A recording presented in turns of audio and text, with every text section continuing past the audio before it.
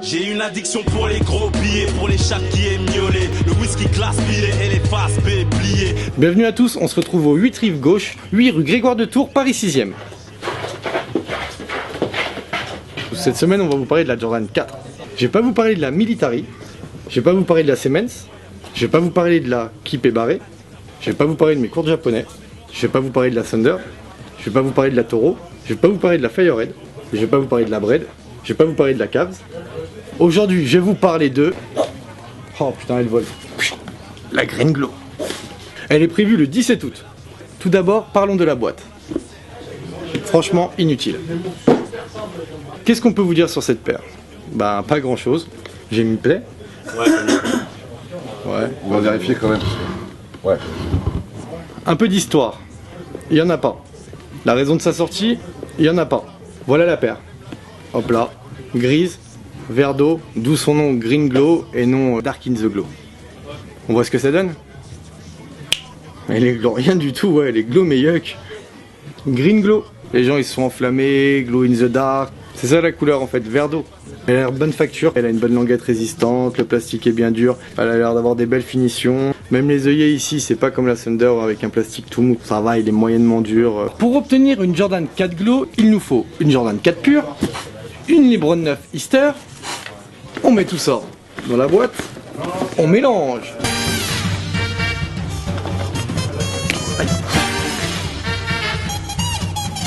On obtient une petite 4 Green Glow. Au roi du café. En gros, la paire, elle est comme mon t-shirt, Wood and Class. On a fait un peu le tour du modèle, un deuxième.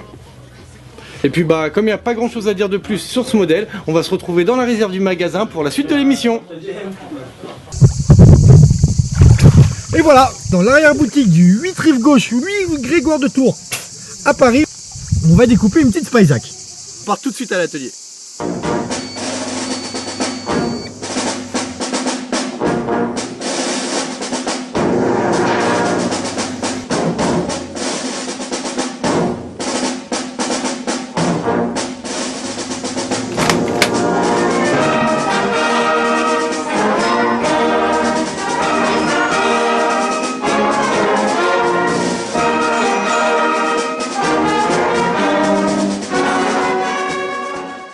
Voilà, comme vous avez pu le voir, on a pu procéder à la découpe d'une Spyzac, donc on va découvrir tout de suite ce que ça donne.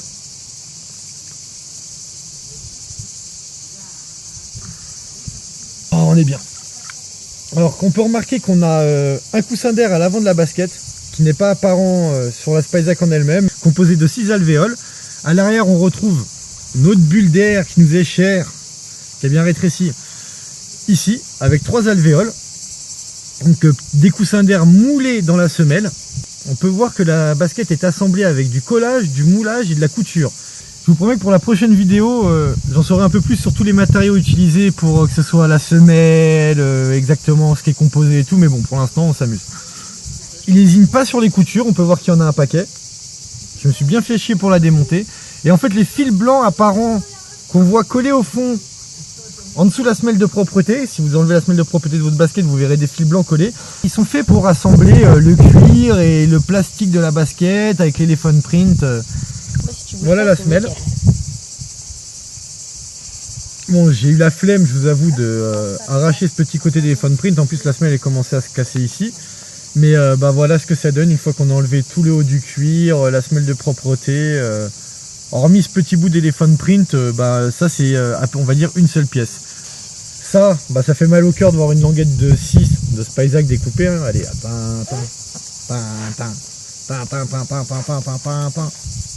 on peut voir que le cuir fait à peu près, allez, on va dire 2-3 000 d'épaisseur.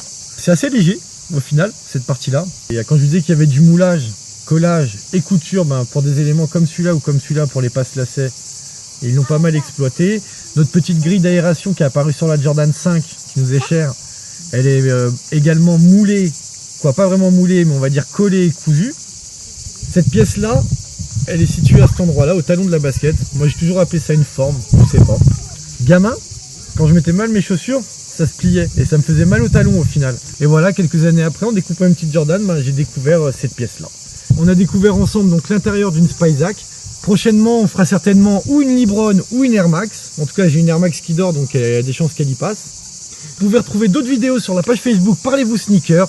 Il y a des émissions sur l'actu de la basket, il y a des émissions sur l'actu de la basket, et il y a des émissions sur l'actu de la basket. Et mi-septembre, on a 5 nouveaux programmes qui arrivent, donc restez connectés. Et puis il n'y a plus grand chose à faire avec elle, donc on va la tège. Et sinon je vous dis à plus tard.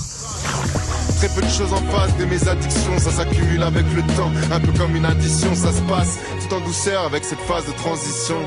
On devient accro sans se poser de questions. J'ai pas pris les bons chemins, pas pris les bonnes directions. Et mes addictions m'ont suivi un peu comme une malédiction. C'est cérébral, on peut rien faire, ça vient pas d'éducation. C'est pour toutes les classes sociales pareil, sans faire de distinction. Personne n'est parfait, on n'a pas tous reçu l'onction. Parfois maître, parfois esclave, mais jamais de vraie guérison. Sous emprise on ferme les yeux, on ignore avec arrogance. C'est tout ce qu'on a, donc peu importe les conséquences. Accro à l'écriture depuis nos premiers jours.